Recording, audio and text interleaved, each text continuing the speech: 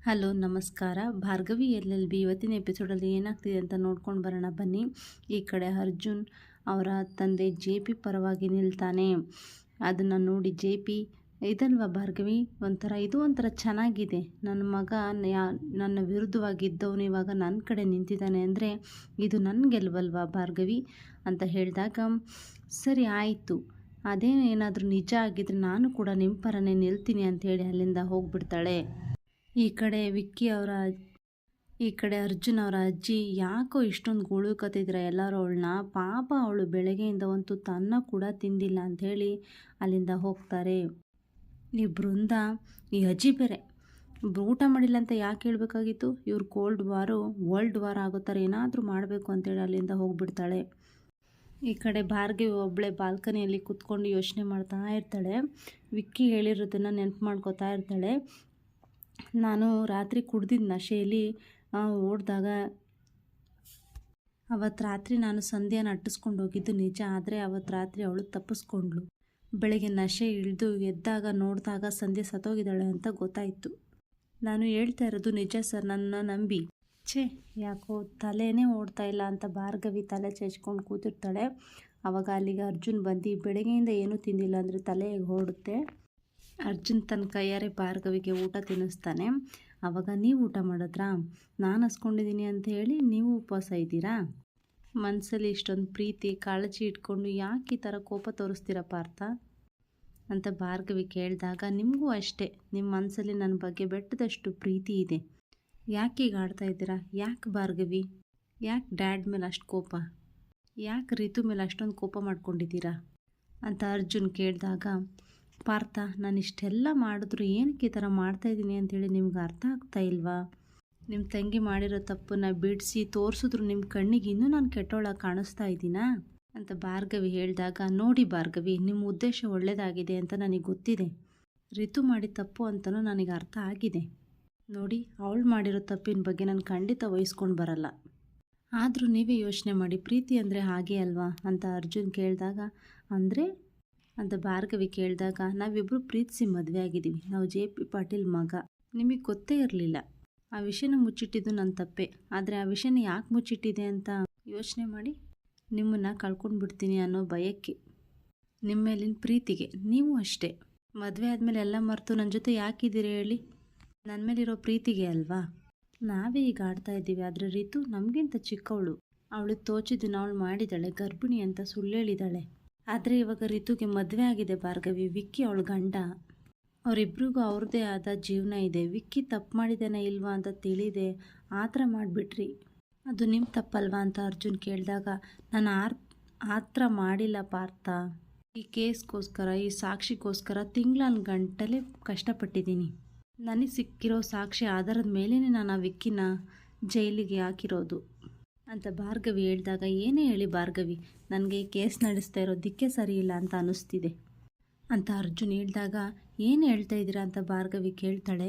ಅಲ್ಲ, ನಾಯಿ ಬೊಗಳುತ್ತೆ ಅಂತ ನಾವು ಬೊಗಳಕ್ಕಾಗುತ್ತಾ, ನೀವೇ ಹೇಳ್ತಾ ಇರ್ತೀರಾ ಅಲ್ವಾ, ತಪ್ಪು ದಾರಿ ಹಿಡ್ದಿದ್ದಾರೆ ಅಂತ ನಾವು ಅದೇ ದಾರಿ ಹಿಡಿದ್ರೆ ನಮಗೂ ಅವ್ರಿಗೂ ಏನು ವ್ಯತ್ಯಾಸ ಇರುತ್ತೆ ಹೇಳಿ, ನನಗೆ ಯಾಕೋ ವಿಕ್ಕಿ ತಪ್ಪು ಮಾಡಿದ್ದಾನೆ ಅಂತ ಅನ್ನಿಸ್ತಾ ಇಲ್ಲ ಅಂತ ಅರ್ಜುನ್ ಹೇಳಿದಾಗ, ಸರಿ ಆಯಿತು, ವಿಕ್ಕಿ ಕೊಲೆ ಮಾಡಿಲ್ಲ ಅಂತಲೇ ಅಂದ್ಕೊಳ್ಳೋಣ, ಬೇರೆ ಯಾರು ಕೊಲೆ ಮಾಡಿರಬಹುದು ಅಂತ ಭಾರ್ಗವಿ ಕೇಳಿದಾಗ, ನಾನು ಹೇಳಿದ್ನಲ್ಲ ವಿಕ್ಕಿ ಅಂತೂ ಕೊಲೆ ಮಾಡಿಲ್ಲ ಅಂತ, ನಂದು 6th ಸೆನ್ಸ್ ಹೇಳ್ತಾ ಇದೆ, ನಿಜವಾದ ಕೊಲೆಗಾರ ಯಾರು ಅಂತ ತಿಳ್ಕೊಳ್ಳೋದಕ್ಕೆ ನಾವೇನಾದರೂ ಮಾಡಲೇಬೇಕು, ಈ ಕೇಸಿಗೆ ಸಂಬಂಧಪಟ್ಟಿರೋ ಪ್ರತಿಯೊಬ್ಬರೂ ನಾವು ಸಂದೇಹದಿಂದ ನೋಡಲೇಬೇಕು, ಬಹುಶಃ ಅವಾಗೇನಾದರೂ ಕ್ಲೂ ಸಿಗುತ್ತೆ ಅಂತ ಅರ್ಜುನ್ ಹೇಳಿದಾಗ, ಸರಿ, ನಿಮ್ಮ ಮಾತಿನ ಹಾಗೆ ನಾವು ಕೊನೆ ಸಲ ಒಂದು ಪರೀಕ್ಷೆ ಮಾಡೋಣ, ನೀವು ಹೇಳಿದ ಹಾಗೆ ಕೊಲೆಗಾರ ಬೇರೆ ಯಾರೋ ಆಗಿದ್ದರೆ ಈ ಪರೀಕ್ಷೆಯಿಂದ ಸತ್ಯ ಹೊರಗೆ ಬರುತ್ತೆ ಅಂತ ಭಾರ್ಗವಿ ಹೇಳಿದಾಗ, ಏನು ಪರೀಕ್ಷೆ ಅಂತ ಅರ್ಜುನ್ ಕೇಳ್ತಾನೆ.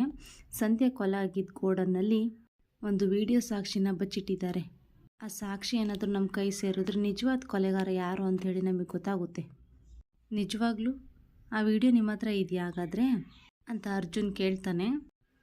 ಭಾರ್ಗವಿ, ಆ ವಿಡಿಯೋ ನಮ್ಮ ಕೈಗೆ ಸಿಗುತ್ತೆ ಅನ್ನೋ ವಿಷಯನ ಹೇಳೋದೇ ಬೇಡ, ಅದ್ರ ಬದಲು ನಿಮಗೆ ಯಾರ ಮೇಲೆ ಅನುಮಾನ ಇದೆಯೋ ಅವ್ರ ಹತ್ರ ಹೋಗಿ ಈ ವಿಡಿಯೋ ಬಗ್ಗೆ ಮಾತಾಡಿ, ಕೊಲೆಗಾರ ಅವರೇ ಆಗಿದ್ದರೆ ಆ ಜಾಗದ ಬಗ್ಗೆ ಗೊತ್ತಿರಲೇಬೇಕಲ್ಲ, ಇಲ್ಲಿ ತನ್ನಷ್ಟು ತಾನೇ ಬಂದು ಬೋನಿಗೆ ಬೀಳುತ್ತೆ, ತಪ್ಪು ಮಾಡಿರೋರು ಸಿಗಾಕೊಳ್ತಾರೆ.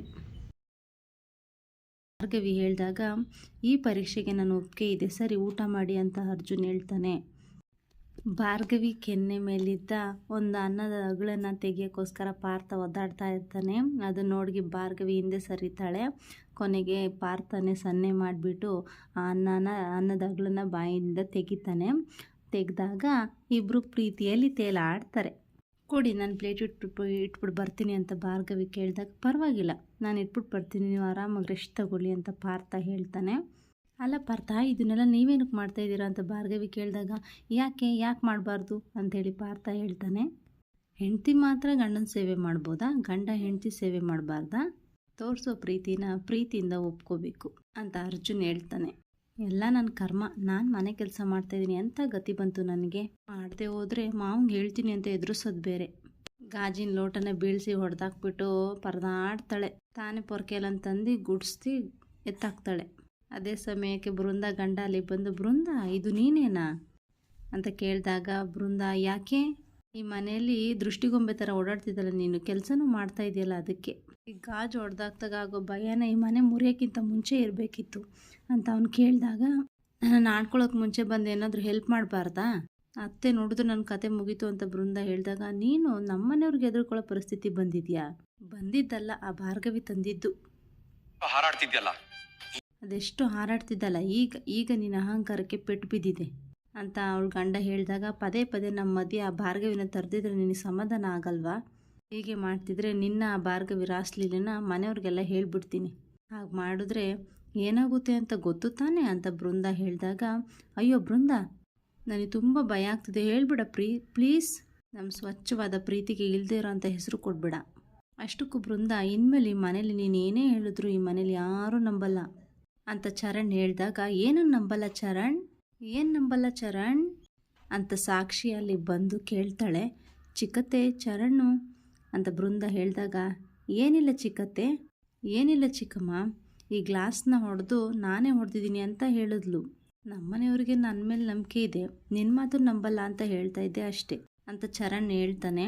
ಹೌದು ಚರಣ್, ಈ ಮನೆ ಹಾಳಿನ ಸಹಿಸ್ಕೊಂಡಿರೋ ನೀನೆಷ್ಟು ಒಳ್ಳೆಯವನು ಅಂತ ನಮಗೆ ಗೊತ್ತು. ಅಲ್ಲ ಕಣೆ, ಇಷ್ಟೊಂದು ಒಳ್ಳೆ ಗ್ಲಾಸನ್ನು ಹೊಡೆದಾಕಿದೆಯಲ್ಲ, ಕಣ್ಣನ್ನು ಎಲ್ಲಿ ಇಟ್ಕೊಂಡು ಕೆಲಸ ಮಾಡ್ತೀಯಾ ಅಂತ ಸಾಕ್ಷಿ ಕೇಳಿದಾಗ, ಅಯ್ಯೋ ಒಂದೇ ಗ್ಲಾಸ್ ತಾನೇ ಹೊಡೆದೋಗಿರೋದು, ಇನ್ನೊಂದು ತಂದ್ರೆ ಆಯ್ತು ಬಿಡಿ ಅದಕ್ಕೆಷ್ಟು ಮಾತಾಡ್ತೀರಾ ಅಂತ ಬೃಂದ ಹೇಳ್ತಾಳೆ. ಇದು ನೀನು ಕಮ್ಮಿ ಬೆಲೆದು ಅಂದ್ಕೊಂಡಿದ್ಯಾ, 100ಕ್ಕೆ 3 ಅಂತ ಮಾರ್ತಾ ಇರ್ತಾರಲ್ಲ, ಅದಲ್ಲ ಇದು. ಇನ್ನೊಂದು ತಗೊಬರ್ತಾಳಂತೆ, ಅದೇ ಆದಿ ಬೀದಿಲಿ ಹೋಗೋರ್ನೆಲ್ಲ ಕರ್ಕೊಂಡು ಮನೆಗೆ ಸೇರಿಸ್ಕೊಂಡ್ರೆ ಹೀಗೆ ಆಗೋದು. ಚರಣ್ ನಿನ್ಗೇನಾಗಿಲ್ಲ ತಾನೆ, ಗ್ಲಾಸ್ ಏನಾದರೂ ತಾಕ್ತಾ ಅಂತ ಸಾಕ್ಷಿ ಚರಣ್ನ ಕೇಳಿದಾಗ, ಇಲ್ಲ ಚಿಕ್ಕಿ, ಐ ಆಮ್ ಫೈನ್. ಬೃಂದಾಗೆ ನಿಜವಾದ ಕೊಲೆಗಾರ ಯಾರು ಅಂತ ಗೊತ್ತಂತೆ, ಕೇಸ್ ಬಗ್ಗೆನೇ ಮಾತಾಡ್ತಾ ಗ್ಲಾಸ್ ಹೊಡೆದ್ಲು ಅಂತ ಚರಣ್ ಹೇಳಿದಾಗ, ಅಯ್ಯೋ ಇವಳಿಗೆ ಗೊತ್ತಿಲ್ಲದೆ ಇರೋದೇನಾದರೂ ಇದೆಯಾ? ಬ್ಯಾಂಗ್ಳೂರ್ ಸಿಟಿನಲ್ಲೇ ದಿ ಬೆಸ್ಟ್ ಡಿಟೆಕ್ಟಿವ್ ಇವಳು, ಬಿಟ್ಟರೆ ಕೊಲೆ ಮಾಡಿರೋರು ನಮ್ಮಲ್ಲೇ ಯಾರೋ ಒಬ್ರು ಅಂತ ಹೇಳ್ಬಿಡ್ತಾಳೆ. ಇನ್ನು ಯೋಗ್ಯತೆ ಅಷ್ಟೊಂದಿಲ್ಲ, ಮೊದಲು ಇಲ್ಲಿರೋ ಕೆಲಸನ ಮುಗಿಸು. ಕೊಲೆಗಾರನ ಹುಡುಕ್ತಾಳಂತೆ, ಕೊಲೆಗಾರನ್ನ. ನನಗೂ ಅಕ್ಕಂಗೂ ಚುಚ್ಚಲಿ ಅಂತೇಳಿ ಇಲ್ಲೇ ಬಿಟ್ಟು ಹೋಗ್ಬಿಟ್ಟಿಯಾ, ಫುಲ್ಲು ಕ್ಲೀನ್ ಮಾಡಿಬಿಟ್ಟು ಹೋಗು ಅಂಥೇಳಿ ಸಾಕ್ಷಿ ಅಲ್ಲಿಂದ ಹೋಗ್ಬಿಡ್ತಾಳೆ. ನೋಡಿದ್ಯಾ, ಈಗ ನಡೀತಾರೋ ವಿಷಯನ ಹೇಳಿದ್ರೆ ನೀನು ಯಾರೂ ನಂಬಲ್ಲ, ಇನ್ನು ನೀನು ಹಳೆ ಕಥೆನ ನಂಬ್ತಾರ ಅಂಥೇಳಿ ಚರಣ್ ಹೇಳ್ಬಿಟ್ಟು ಅಲ್ಲಿಂದ ಹೋಗ್ತಾನೆ. ಮತ್ತೆ ಆ ಭಾರ್ಗವಿ ಮೇಲೆ ನಿನಗೆ ಒಲವು ಜಾಸ್ತಿ ಆಗ್ತಾನೆ ಇದೆ ಅಲ್ವಾ? ನನ್ನ ಸಂಸಾರ ಸರಿಯಾಗುತ್ತೋ ಇಲ್ವೋ ನನಗೆ ಗೊತ್ತಿಲ್ಲ, ಆದರೆ ನಿನ್ನ ತಲೆ ಕೆಡಿಸಿರೋ ಆ ಭಾರ್ಗವಿ ಸಂಸಾರ ಅಂತೂ ಹಾಳು ಮಾಡದೆ ಬಿಡಲ್ಲ ನಾನು ಅಂತ ಹೇಳಿ ಬೃಂದ ಹೇಳ್ತಾಳೆ. ಈ ಕಡೆ ಅರ್ಜುನ್ ಒಬ್ಬನೇ ನಿಂತ್ಕೊಂಡು, ನೀವು ಮೊದಲು ಟಗರು ಪುಟ್ಟಿ ಆಗಿದ್ದಾಗಲೇ ನಮ್ಮ ಜೀವನ ಚೆನ್ನಾಗಿತ್ತು, ಆದರೆ ಯಾರಿಗೂ ನೋವು ಮಾಡದೇ ಇರೋ ನೀವು ತಪ್ಪು ಮಾಡೋದಕ್ಕೆ ಹೇಗೆ ಸಾಧ್ಯ? ಒಂದು ಇರುವೆಗೂ ಕೂಡ ನೋವು ಮಾಡದೇ ಇರೋರು, ಒಂದು ಇರುವೆಗೂ ನೋವು ಮಾಡಿರೋದನ್ನು ನಾನು ನೋಡೇ ಇಲ್ಲ ಅಂಥವ್ರು ಒಂದು ಹೆಣ್ಣಿನ ಸಂಸಾರನ ಹಾಳು ಮಾಡ್ತೀರಾ? ನನ್ನ ತಂಗಿ ಜೀವನ ಹಾಳು ಮಾಡ್ತೀರಾ ನೀವು? ಅಲ್ಲ ಭಾರ್ಗವಿ, ನಿಮ್ಮನ್ನು ಹುಚ್ಚಿನ ಥರ ಪ್ರೀತಿಸಿರೋ ಜೀವ ಕಣ್ರಿ ಇದು. ಈ ಮನಸ್ಸು ನಿಮ್ಮನ್ನು ನಂಬುತ್ತೆ, ಆದರೆ ಏನು ಮಾಡಲಿ, ಪರಿಸ್ಥಿತಿ ಆಗಿಲ್ವಲ್ಲ. ನಿಮಗೆ ತಾಳಿ ಕಟ್ಟಿ ನಿಮ್ಮ ಕಷ್ಟ ಸುಖದಲ್ಲಿ ನಿಮ್ಮ ಜೊತೆಗಿರ್ತೀನಿ ಅಂಥೇಳಿ ಮನೆ ಕರ್ಕೊಂಡು ಬಂದು ನಿಮ್ಮ ಬಗ್ಗೆ ಅನುಮಾನ ಪಟ್ಟಿದ್ದು ನನ್ನ ತಪ್ಪು. ಆದರೆ ನಿಮ್ಮ ಕಣ್ಣಿಗೆ ಕಾಣ್ತಿರೋದೆಲ್ಲ ನಿಜಾನೇ ಅಲ್ಲ. ವಿಕ್ಕಿ ಕೊಲೆ ಮಾಡಿಲ್ಲ ಅಂಥೇಳಿ ನಾನು ನಿಮ್ಗೆ ಹೇಗೆ ಅರ್ಥ ಮಾಡಿಸ್ಲಿ? ಆ ವಿಕ್ಕಿ ನಿಜ ಹೇಳ್ತಾ ಇದ್ದಾನೆ ಅನ್ನೋದಕ್ಕೆ ನನ್ನ ಹತ್ರ ಯಾವ ಪ್ರೂಫು ಇಲ್ಲ ಭಾರ್ಗವಿ. ಅವನು ಹುಟ್ಟು ಒಳ್ಳೆಯವನು ಅಂತಲೂ ನಾನು ಹೇಳ್ತಾ ಇಲ್ಲ, ಆದರೆ ಅವನಿಗೆ ಕೊಲೆ ಮಾಡಿಲ್ಲ, ಅದು ಮಾತ್ರ ನಿಜ. ನೀವೇ ಹೇಳಿರೋ ಪ್ರಕಾರ ಪರೀಕ್ಷೆ ನಡೆದೋಗ್ಲಿ, ನನಗಿರೋ ಅನುಮಾನ ವ್ಯಕ್ತಿ ಹತ್ರ ಹೋಗಿ ಆ ಸೀಕ್ರೆಟ್ ವಿಡಿಯೋ ಬಗ್ಗೆ ಹೇಳ್ತೀನಿ. ನನ್ನ ಬುದ್ಧಿ ಹೇಳ್ತಿರೋ ಮಾತು ನಿಜನೇ ಆಗಿದ್ರೆ ಆ ಕೊಲೆಗಾರ ಸಿಕ್ಕಾಕೊಳ್ಳೇಬೇಕು. ನೀವು ನಂಬಿರೋ ಸತ್ಯಕ್ಕೂ ಜಯ ಸಿಗುತ್ತೆ ಭಾರ್ಗವಿ. ನಾನು ನಂಬಿರೋ ನನ್ನ ತಂಗಿ ಪ್ರೀತಿಗೂ ಜಯ ಸಿಗುತ್ತೆ. ಭಾರ್ಗವಿ, ನೀವು ಈ ಮನೆಗೆ ಬಂದಮೇಲೆ ನಗೋದನ್ನೇ ಮರ್ತಿದ್ದೀರಾ ಅಲ್ವಾ? ನಿಜಾಂಶ ಹೊರಗೆ ಬಂದು ಟಗರು ಪುಟ್ಟಿಯಾಗಿ ನಿಮಗಿಷ್ಟ ಬಂದಾಗಿರೋ ಕಾಲ ಮತ್ತೆ ಬರುತ್ತೆ ಭಾರ್ಗವಿ.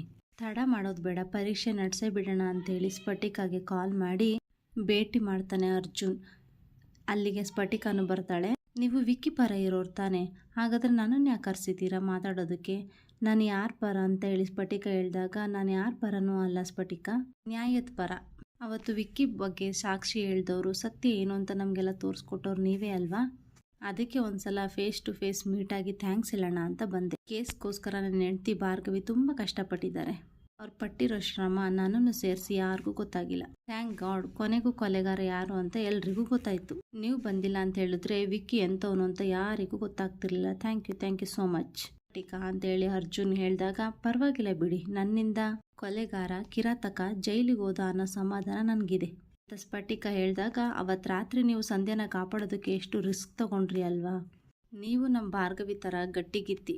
ನಮ್ಮ ಸಮಾಜಕ್ಕೆ ನಿಮ್ಮಂಥ ಹೆಣ್ಮಕ್ಳ ಅವಶ್ಯಕತೆ ತುಂಬ ಇದೆ ಅಂತೇಳಿ ಅರ್ಜುನ್ ಹೇಳಿದಾಗ, ಅಷ್ಟು ಪ್ರಯತ್ನ ಪಟ್ಟರು ಸಂಧ್ಯಾನ ಉಳಿಸ್ಕೊಳ್ಳೋಕ್ಕೆ ಆಗಲಿಲ್ಲ ಅಂತ ಸ್ಫಟಿಕ ಹೇಳ್ತಾಳೆ. ಹೌದು, ಅದೊಂದು ದುಃಖ ನಮ್ಮೆಲ್ಲರ ಹತ್ರನೂ ಹಾಗೆ ಉಳ್ಕೊಂಡಿದೆ. ಅಂದಹಾಗೆ ವಿಕ್ಕಿ ಗೆಸ್ಟ್ ಹೌಸ್ ಹತ್ರ ನೀವೇನು ಮಾಡ್ತಾ ಇದ್ರಿ ಅಂತ ಅರ್ಜುನ್ ಕೇಳಿದಾಗ, ಕೋರ್ಟಲ್ಲಿ ಹೇಳಿದ್ನಲ್ಲ, ನನ್ನ ಮತ್ತು ವಿಕ್ಕಿ ಮಧ್ಯೆ ಇದ್ದಿದ್ದ ಸಮಸ್ಯೆನ ಬಗೆಹರಿಸ್ಕೊಳಕ್ಕೆ ಹೋಗಿದ್ದೆ ಅಂತ ಸ್ಫಟಿಕ ಹೇಳಿದಾಗ, ಹೌದು, ವಿಕ್ಕಿ ಅಲ್ಲಿರೋ ವಿಷಯ ನಿಮಗೆ ಗೊತ್ತಾಯ್ತು ಅಂತ ಅರ್ಜುನ್ ಕೇಳ್ತಾನೆ. ಅವತ್ತು ವಿಕ್ಕಿನೇ ಮೆಸೇಜ್ ಮಾಡಿ ಆ ಲೊಕೇಶನಲ್ಲಿ ಇದ್ದೀನಿ ಅಂತ ಹೇಳಿದ್ದ ಅಂತ ಸ್ಫಟಿಕ ಹೇಳಿದಾಗ, ಓ ಸರಿ, ಅಂದರೆ ಸಂಧ್ಯಾ ಅಲ್ಲೇನು ಮಾಡ್ತಾ ಇದ್ಲು ಅಂತ ಅರ್ಜುನ್ ಕೇಳ್ತಾನೆ.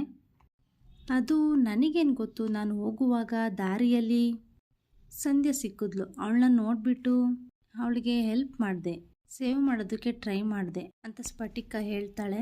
ಪಾಪ, ನೀವು ಒಳ್ಳೆ ಕೆಲಸನೇ ಮಾಡಿದ್ದೀರಾ. ಆದರೆ ಏನು ಮಾಡೋದು, ನಮ್ಮ ಸಂಧ್ಯಾ ಹಣೆ ಬರನೇ ಸರಿ ಇರಲಿಲ್ಲ. ಹೌದು, ಅವತ್ತು ವಿಕ್ಕಿ ಕುಡ್ದಿದ್ನ ಅಂತ ಅರ್ಜುನ್ ಕೇಳಿದಾಗ, ಕೇಳ್ತಿದ್ದೀರಲ್ಲ, ಕಂಠ ಪೂರ್ತಿ ಕುಡ್ದಿದ್ದ, ಅದಕ್ಕೆ ರಾಕ್ಷಸನ ಥರ ಆಡಿದ್ದು ಅಂತ ಸ್ಫಟಿಕ ಹೇಳ್ತಾಳೆ. ಅವತ್ತು ಸಂಧ್ಯೆಗಿಂತ ಮುಂಚೆ ನಿಮ್ಮೇಲೆ ಅಟ್ಯಾಕ್ ಮಾಡ್ದ ಅಲ್ವಾ ಅಂತ ಅರ್ಜುನ್ ಕೇಳಿದಾಗ, ಸ್ಫಟಿಕ ಹೌದು, ನಿಮಗೇನು ತೊಂದರೆ ಆಗಿಲ್ಲ ಅಲ್ವಾ, ನಿಮ್ಮನ್ನು ಆ ದೇವರೇ ಬಚಾವ್ ಮಾಡ್ದ ಅಂತ ಅರ್ಜುನ್ ಹೇಳ್ತಾನೆ. ಹೌದು, ಅವನು ಕುಡ್ದಿದ್ನಲ್ಲ, ಹಾಗಾಗಿ ನಾನು ಬದುಕೊಂಡೆ. ಆದರೆ ಪಾಪ ಸಂಧ್ಯನ್ನ ಸಾಯಿಸ್ಬಿಟ್ಟ ಅಂತ ಸ್ಫಟಿಕ ಹೇಳಿದಾಗ, ಆದರೂ ಕಂಠಪೂರ್ತಿ ಕುಡ್ದವನು ನಿಮ್ಮನ್ನೇನು ಮಾಡೋಕ್ಕಾಗಲಿಲ್ಲ ಅಂದಮೇಲೆ ಸಂಧ್ಯನೇ ಕೊಲೆ ಮಾಡಿದ್ದಾನೆ ಅಂತ ಅಂದರೆ ನನಗೆ ನಂಬಕ್ಕಂತೂ ಆಗ್ತಾಯಿಲ್ಲ ಅಂತ ಅರ್ಜುನ್ ಹೇಳಿದಾಗ, ಸ್ಫಟಿಕ ಒಂಥರ ಒದ್ದಾಡ್ತಾಳೆ.